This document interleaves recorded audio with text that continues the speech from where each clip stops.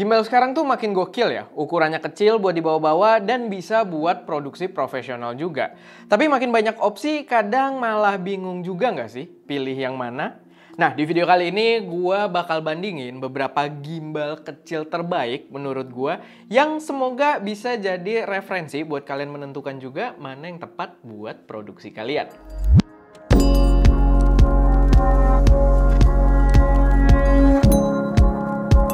Halo semuanya, selamat datang di channel SMD dengan gue Erwin. Dan pada video kali ini gue pengen bandingin beberapa gimbal compact sekaligus yang pernah gue coba selama gue review di ST Media. Dimana gue harap video ini bisa cukup membantu juga buat teman-teman semua yang mungkin udah mulai consider. Karena memang gimbal sendiri itu menurut gue salah satu gear yang bisa dibilang wajib untuk profesional sekarang. Yang memang gearnya itu, gimbal, stabilizer itu benar-benar penting banget dalam berbagai bentuk produksi kita. Apalagi kayak ST Media sendiri, preferensi kita soal gimbal adalah selalu yang compact, tapi bisa untuk dipakai buat penggunaan profesional dengan kamera-kamera yang profesional. Tapi, memang belakangan mulai cukup tricky dalam memilih gimbal yang tepat buat produksi kita karena opsinya sekarang ada banyak banget. Makanya dengan video ini gue harap bisa jadi acuan kalian juga kira-kira gimbal yang manakah yang paling tepat buat kebutuhan kalian. Yang pertama, ini ada gimbal yang sempet jadi personal favorite gue. Ini adalah Zhiyun Crane M3. Dan kalian bisa lihat gimbal ini compact banget. Dan ketika pertama kali diluncurkan, memang dia kayak semacam gebrakan juga di pasar. Dengan ukuran sekompact ini, dia bawa motor yang cukup kuat dan bisa menghandle kamera-kamera dengan payload yang cukup gokil juga gitu ya. Sampai di video review kita itu praktekinnya pakai kamera full frame. Dan itu benar-benar sebuah gebrakan waktu itu. Gimbalnya juga berasa mewah banget. Kalian bisa lihat secara stylenya tuh putih, walaupun memang rawan kotor, tapi putihnya tuh gue suka, kelihatan mewah. Dia udah touchscreen juga, kontrol di sisi belakangnya, dan aksen secara keseluruhan desainnya sendiri itu bener-bener kelihatan profesional. Sampai kalian mengoperasikannya pun kalian berasa banget kalau gimbal ini terasa profesional walaupun dengan ukurannya yang kecil. Bahkan sebenarnya gimbal ini harus gue kasih kredit juga, dia sempat masuk ke dalam video gear favorit gue di tahun 2021, dan memang gue sempat keracunan lama banget pakai gimbal yang satu ini yang bikin gue tuh susah gitu buat beralih ke gimbal lain karena balik lagi form factornya yang compact banget. Cuman seiring berjalannya waktu, sekarang sebenarnya value dari gimbal ini mulai agak sulit gitu ya untuk gue rekomendasikan karena ada beberapa hal yang jadi concern gue di sini. Pertama, sampai saat ini harganya ini termasuk opsi paling mahal yang bakal gue bahas di sini. Di sini gue bakal bahas 3 gimbal dan Zhiyun Crane M3 ini adalah opsi yang paling mahal dengan harga di Rp5.770.000. Dan menurut gue itu memang bukan harga yang murah karena dari brand Zhiyun sendiri dengan harga tersebut kalian punya banyak opsi lain juga gitu ya kalau bukan searching compactnya. Karena di sini dengan ukurannya yang kecil ada beberapa trade-off yang menurut gue cukup signifikan kayak walaupun dia payloadnya bisa kuat, motornya kuat, bisa menghandle kamera-kamera gede, cuman ukuran armnya tidak sesupport itu. Ukuran armnya lumayan membatasi buat kita balancing kamera. Karena akhirnya belakangan itu kita kan kameranya juga sekarang gede-gede ya. Kita pakai X-H2S yang kamera lumayan gede dan pakai lensa 75mm. Itu sering banget 75mm f1.2-nya Viltrox dan itu susah banget buat balancing di sini karena lensanya gede dan berat gitu di lensanya. Sehingga dia dengan keterbatasan armnya yang nggak bisa terlalu gede, nggak bisa reliable untuk menghandle kamera tersebut gitu, setup kamera tersebut. Walaupun kalau kalian pakai lensa-lensa yang masih lebih proper gitu ya, maksudnya dalam artian lebih kecilan lagi, mungkin pakai Viltrox 13mm f1.4 itu juga kan agak lumayan gede tapi masih oke lah gitu, masih bisa ke handle. Cuman buat workflow kita dengan 75 itu sangat sulit dengan gimbal ini. Sama yang paling jadi consideration berat adalah karena dengan harga tersebut sayangnya, sangat disayangkan gimbal ini tidak mendukung natively vertical mounting system gitu. Dia punya mode vertikal, tapi mode vertikalnya tuh yang kita harus pegang kayak gini, baru dia kayak mode vortex gitu, dan dia bisa miring, dan pengoperasian akan sangat berbeda dari gimbal biasanya gitu. Ya, kalau kalian mau tetap bisa, cuman lebih enak lagi memang kalau secara mounting dia bisa natively vertikal gitu. Dan itu jadi poin yang jadi consideration cukup berat, apalagi kalau kalian yang baru mempertimbangkan buat beli gimbal sekarang gitu. Apalagi dengan harganya yang juga cukup tinggi. Kita bahkan pas pakai tadi setup yang lebih berat, kita itu sempat moving, kita sempat pakai di Creature yang pertama, dan itu kita sempat moving, akhirnya kita pakai Webill S yang harganya di bawah ini sebenarnya, cuman dengan ukuran lebih gede gitu kan. Cuman ya itu yang menghandle kamera kita pakai Webill S gitu. Jadi ya di sini agak jadi pertimbangan yang lumayan berat juga. Dan sayangnya Webill S juga kita nggak ada native mounting secara vertikal gitu ya. Jadi itu masih ada flaws juga di dalam workflow kita yang agak disayangkan, kayaknya bisa lebih oke. Beberapa user juga ada yang bilang kalau misalkan kalian pengen vertikal di gimbal, kalian bisa manfaatin L-plate. Tapi itu case yang benar menurut gua. Beberapa orang banyak yang praktekin juga pakai L-plate atau pakai catch kameranya. Tapi di gimbal ini dengan armnya yang cukup terbatas, kayaknya menurut gua enggak juga gitu ya. Karena ya balik lagi, dengan armnya yang terbatas tersebut, kita buat balancing jadi agak susah. Jadi kalau pakai L-plate atau pakai catch, itu makin mempersulit lagi. Paling poin kuat dia yang belum bisa disaingi sama brand-brand lainnya, yang masih jadi poin unik dia, itu adalah fill-in atau built-in light yang ada di sini, yang bisa kita kontrol juga. Cahayanya juga lumayan bagus, lumayan kepake kalau kalian kayak liputan di ruangan yang cukup gelap gitu ya, di kondisi yang cukup gelap. Cuman in the end dalam workflow kita ya nggak sesering itu juga kepake gitu. Jadi ya buat kita value dari si Kren M3 ini lumayan terancam dengan opsi-opsi yang ada. Nah, opsi yang selanjutnya itu adalah dari brand Moza, yaitu adalah Moza Aircross S. Sayangnya gue nggak bisa praktekin di Talking Head di sini. Kita akan pakai video dari review yang lama aja, karena barangnya lagi nggak ada juga di SM Media. Tapi ini adalah opsi yang menurut gue bener-bener menarik banget kalau kalian memang pressing budget juga. Karena si Moza Aircross S ini punya harga yang cukup jauh di bawah Kren M3 ini. Dia itu dijual dengan harga Rp3.899.000, di mana perbedaannya itu sampai Rp1,8 juta. Dan penghematan Rp1,8 juta menurut gue cukup lumayan gitu. Kalian bisa nambah gear lain atau cleaning kit atau semacamnya. Ya banyak pilihannya dengan Rp1,8 juta buat ningkatin produksi kalian.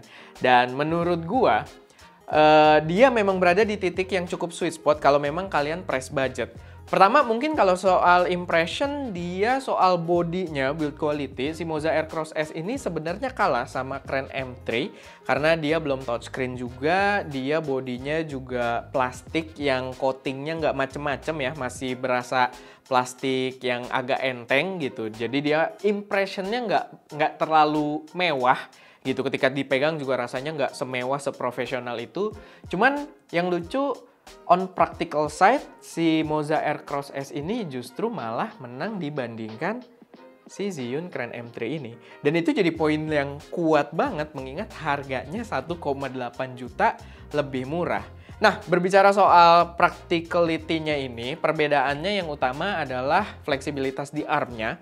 Armnya dia agak lebih gede gitu ya, buat setup kamera dia bisa menggunakan kamera yang agak lebih besar dari si Kren M3 ini gitu. Karena ya armnya dia lebih luas gitu, sehingga ketika kita balancing itu bisa. Kalau soal motor sih sama-sama kuat ya, motor sama-sama kuat. Tapi kan poin soal balancing ini kalau udah nggak ketemu, kita agak males juga buat ngeberatin motor, buat nge-counter si balance-nya terus kan. Jadi si Moza Aircross S ini menurut gue dengan fleksibilitas armnya yang lebih luas, itu lebih memberikan fleksibilitas dari segi practicality-nya dengan gear-gear yang kita pakai. Sama, yang paling signifikan, oke lah tadi dia belum touchscreen apa segala macam, rasanya belum semewah Kren M3, tapi yang menurut gue paling signifikan, yang ternyata tuh gue butuh setelah gue cobain si Aircross S, itu adalah dia mendukung mounting vertikal secara native.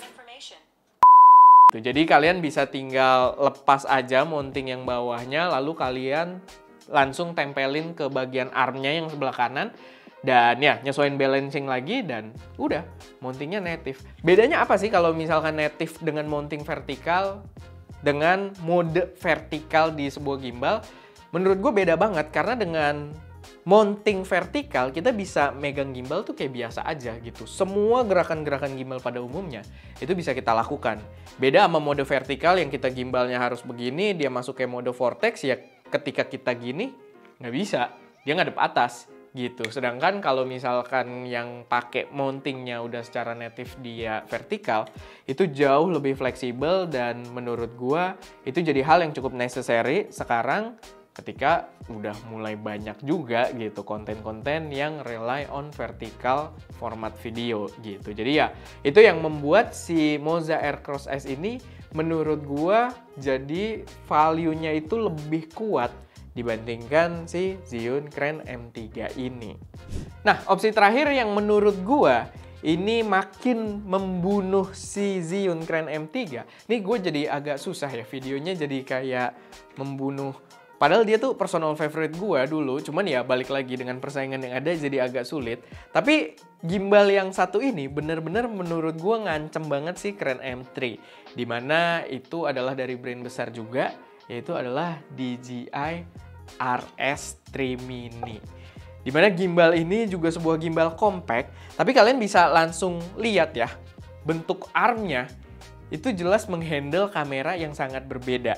Jadi kelihatan kayak lebih gede, memang portability-nya mungkin kalah, tapi menghandle gear yang lebih besar gitu. Walaupun dengan kalau kita samain di sininya nih, di bagian pegangannya, itu mirip-mirip gitu. Bener-bener mirip banget, cuma perbedaannya di arm ini yang dia bisa menghandle gear yang lebih besar. Nah, yang bikin gue lumayan kaget, DJI RS3 Mini ini ketika diluncurkan, dia punya harga yang lumayan signifikan di bawah Crane M3. Karena tadi Crane M3 ini di 5.770.000. Saat ini pas gue cek, walaupun barangnya agak langka ya, si RS3 Mini ini dijual seharga Rp4.700.000. Perbedaan yang kurang lebih Rp1 juta gitu, yang benar-benar menyudutkan posisi si Crane M3 ini. Kalau si Moza aman ya, karena dia harganya masih lumayan jauh di bawah, yang membuatnya tetap kalau kalian press budget jadi opsi yang menarik. Sedangkan untuk Crane M3, gue rasa sangat terancam karena on many points DJI menghandle semuanya dan menurut gue menang gitu. Kayak oke, secara grip DJI di sini dia punya build coating apa ini soft touch. Soft touch-nya itu depan belakang, di sini cuma di bagian depan. Design wise memang nggak berasa mewah kayak si Crane M3 ya, tapi rasanya ini profesional banget. Kalau dari segi tampang ya, tapi kalau kalian pegang ya tetap mewah juga gitu, tetap kerasa profesional, mewahnya tuh terasa banget di sini. Dan dia juga udah touchscreen kalau mau ngontrol-ngontrol berbagai parameter. Dan ya kontrolnya juga udah banyak, komplit. Dia bisa menghandle kamera yang jelas lebih besar. Kita pakai tadi X-H2S pakai 75, di sini tuh susah banget buat balancing. Dan in fact kayaknya kita sempet pakai, tapi itu kita kayak tolerir di motornya, kita paksain gitu ya. Sedangkan di sini no problem at all gitu. Kita buat balancing di sini pakai lensa 75. 75 tuh berat banget, benar-benar berat di lensanya gitu ya. Dibandingkan body kameranya yang padahal body X-H2S juga udah gede gitu kan.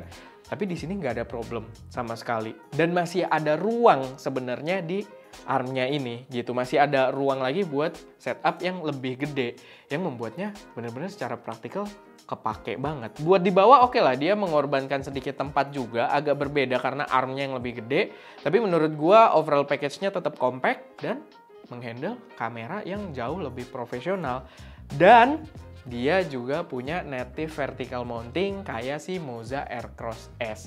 Jadi kita tinggal cabut mounting yang di sini, ini yang panjangnya yang sisi bawah kita cabut, kita taruh ke samping dan kelar. Tinggal rebalance dikit, paling kita kurangin jarak di bagian yang belakangnya ini dan kelar gitu. Kita bisa menggunakannya di mode secara native mode vertikal. Dan kita ke low angle pun dengan posisi si belakangnya ini ke atas, jadi top down gitu, nggak mentok gitu. Mau di mode vertikal, mau di mode horizontal sekalipun. Dan menurut gue itu yang membuat gimbal ini benar-benar jadi sangat-sangat praktikal dan punya value yang luar biasa menarik gitu. Dan ya, overall, tapi gini ya, buat si RS3 Mini ini sebenarnya masih mungkin bisa dibilang first impression. Gue baru cobain sedikit juga. Kita belum coba real world. Barangnya juga masih baru banget ada di SM Media, tapi mungkin kedepannya bakal gue update gimana kesannya setelah nyobain si gimbal ini. Cuman untuk sekarang so far memuaskan, menjanjikan, tinggal nanti kita akan share experience lebih lanjutnya kayak gimana. Tapi itu yang jelas sekarang si Kren M3 ini sangat terancam dengan adanya RS3 Mini ini. Cuman RS3 Mini ini barangnya lagi agak langka aja gitu. Cuma kalau kalian price budget banget, tadi mungkin Moza Aircross S akan lebih make sense. Apalagi dengan harga tersebut 3 jutaan tadi ya. Nah, gue udah nyebut harganya belum sih? Kayaknya belum ya si Moza. Udah ya? Tapi 3,8, sekitar 3,8. Dan menurut gue itu udah sweet spot banget, apalagi dia bisa vertical mounting juga gitu. Tapi ya itu sih sedikit pembahasan gue dari para gimbal-gimbal ini, dimana kalau kalian udah mulai consider pengen nyari gimbal yang compact dan cocok buat produksi profesional kalian, menurut gue video ini harusnya bisa jadi bahan acuan kalian juga dalam memilih mana gimbal yang tepat buat kalian. Oke, paling itu aja. Semoga bermanfaat. Kalau ada koreksi, saran, atau pertanyaan, silahkan taruh aja semuanya di kolom komentar. Dan ya, itu aja. Gue Erwin, di belakang kamera ada Ska, dan jangan lupa berkarya